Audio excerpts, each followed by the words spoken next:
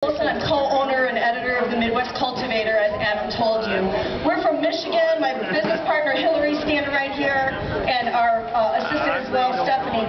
And I'm here because I want to show you my medical marijuana card that was given to me by the state of Michigan because my doctor, who knows a little bit more about health care than the politicians, determined that I qualified to use marijuana as my medicine. It's my medicine. It's what I choose to do. I gave birth at home. All my kids were born at home. I used homeopathic remedies. I know midwives who have been put in jail for helping other women give birth. I know hundreds and thousands of people who are sitting in jails right now for using marijuana as their medicine.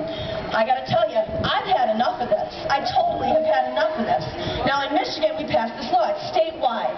You can be a caregiver. You can grow your plants legally. This card tells police that they're not supposed to arrest me. They're not supposed to take my children from me. They cannot come into my house and take my stuff. That's what this card is supposed to do, because we passed a ballot. We didn't leave it to the legislators in Michigan. They're too easily influenced by money and politics. We passed this statewide vote with signatures, and 63% of the voting population said, yeah, we think we should be able to do this. People aren't stupid. The people are way ahead of the politicians on this. Way ahead of the politicians. And it's going to be your job to educate yourself and make sure that politicians know two things. The drug war is a failed public policy. Failure. 40 years, almost $2 trillion of your parents and your grandparents and your tax dollars to do what? Drugs are everywhere. You can get heroin anywhere. Any 12-year-old can get heroin. It's illegal. Making shit illegal doesn't stop anyone from doing anything. All it does is it gives more money to the cops, more money to the politicians. It ruins lives. It doesn't do a thing. Ask these kids over here at Students for Sensible Drug Policy. You get caught with a joint, are you going to get funding for school? No. You can kill a whole family and get funding for school, federal funding. You can do all kinds of egregious, heinous things and get federal funding, but not have a marijuana cigarette. You can't get that. You can't get funding with that. Why is that? Somebody was saying, this is crazy. I heard somebody talking earlier like, why is marijuana illegal? Why? I'll tell you why.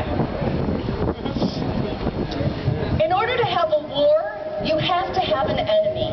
And the war on drugs isn't a war on drugs. If it was, we would legalize and regulate and control drugs. The war on drugs is a war on people. And the war on drugs is a war on marijuana users especially, because prior to the drug war, almost all of the police budgets came from what? Taxpayers' dollars. Now it's narcotics enforcement. That's how they get their money. And 80% of that is marijuana users. It's easy to smell. Give yourself a good smell. Smell your neighbor. You can find it anywhere. If you got it on you, they can identify you. Not true with heroin, not true with cocaine. You can smell, you can smell it. It loves us. It loves you. And these people hate you, and they hate the weed. And that's why marijuana is illegal, because it's easy to find. They can take your stuff. They can find it really easily. So I want to encourage you to sign up for Students for Sensible Drug Policy. If you do nothing else, just get on their email list so that they can send you information, Wisconsin relevant news. I want you to remember, right there is where it's all happening, you guys. You can exercise your right to do whatever you want, but those people in that building are the ones that are going to hold your future. And I know there are a few other politicians. And I got to tell you one other thing. You know, in the last year and a half, so many changes have been brought about with regard to policy in the drug war. So many changes. The American Medical Association finally said, okay, we're not going to say that this is not medicine anymore. Go ahead and do some studies. The Obama administration issued, through the Attorney General, issued a statement saying, okay, don't harass people in states who voted medical marijuana. Stop going in and kicking in their doors and shooting their dogs. Leave them alone. So the wind is at our backs right now. It really is. But we have to all work together. I know that organizing marijuana users is sort of like herding cats. I've seen it for a long time. But it is doable. It absolutely is. And if there are leaders among you who believe strongly in what this, country stands for, the sort of constitutional rights the judge was talking about, put a suit on. Go and talk to people. Go and talk to people and say, you know what, I use marijuana. and I get good grades, and I love my grandmother, and I go mow the lawn for my, dad every week, and there's nothing wrong with me. Please help me end prohibition. Thanks a bunch. Hey, put your hands together for Charmie Gholson, everybody. Check out the Midwest Cultivator Medical Marijuana Journal and get yourself educated. We've got one more speaker for you, and then Iftikhar's coming up with the Madison Fire Tribe. Please put your hands together. Welcome Tori LaChapelle. Tori is a local nurse and a chronic pain patient, and she's got some stories for you. Tori LaChapelle, everybody. Like he said, my name is Tori LaChapelle. I'm a mom, I'm a nurse, and I have fibromyalgia. And I'm a criminal. This disease has turned me to a life of crime. And my crime is wanting to pick up my 2-year-old without experiencing excruciating muscle spasms. My crime is wanting to sleep through the night.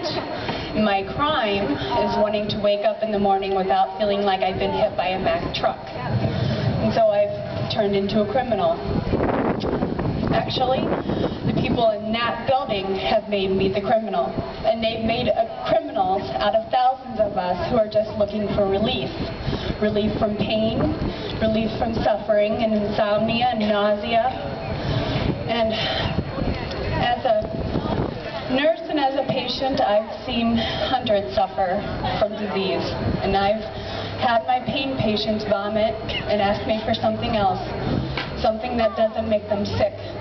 Something besides regular pain medication. And I've had hospice patients refuse anything for pain because of the side effects from the pain medicine we have today. And I have to stand by with my hands tied, knowing that there's nothing else I can offer them, but there is something else out there. But the people up there have told me that it's a crime. And I have to ask myself, how can seeking relief from suffering be criminal? Because it shouldn't be. And that's why the Jackie Rickert Medical Marijuana Reform Act has to be passed now. It has to be passed now. We have to stand up for those who can't stand. Stand up for those who would have relief from pain and suffering of body and mind with the use of medical marijuana. And the people of Wisconsin have mandated this. And it's not only been mandated by the people, but by medical and patient advocacy groups. And we must show them that it's safe and effective medicine. It's not a secret. None of this is new. 73% of the American people believe that medical marijuana should be put in the hands of doctors to prescribe. 14 other states and D.C. have already decriminalized it and have allowed medical marijuana laws to be passed. Now it's time for Wisconsin. The National Institute of Medicine, in a study, has shown that marijuana is effective in pain relief, in nausea, and has also been shown to effectively help cancer and AIDS patients. The American Association of Nurses is asking that it be changed from a controlled substance into a therapeutic agent. And time is crucial. Don't sit back and think that it's inevitable that reform is going to happen soon, because time is of the essence for many of us. For many of us, this is the only substance available on the market and off that is helping us. For me, narcotics don't help. For people with fibromyalgia and MS, our brains don't work like normal brains do, and cannabis is the only thing out there. So until something is passed to help us, we're all criminals. There are 120,000 in Wisconsin alone with fibro and MS. That's 120,000 that could be helped, but that's only 2 conditions. And theoretically, there are hundreds of conditions that can be helped by medical marijuana. That's millions in Wisconsin alone that for right now are criminals if they reach out for this medicine. Awesome. That's a crime.